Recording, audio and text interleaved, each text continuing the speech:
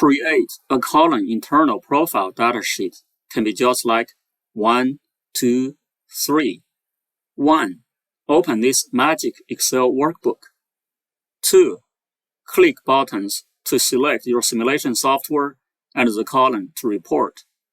3. A column internal profile datasheet is ready.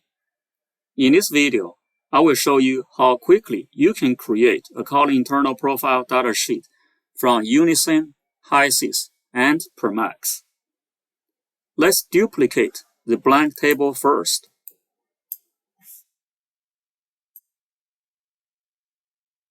To import Hysys, simply click the button, Yes, select the column you would like to report. You have the options to choose either English or metric unit. After clicking OK, the datasheet for Hysys is ready. UniSim is the same way.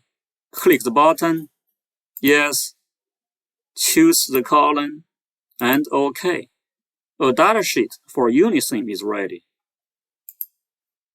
It's the same way too.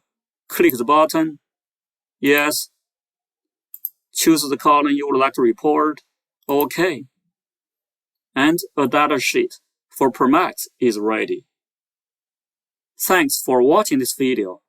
More useful tools can be found at engineeringtoolbox.net.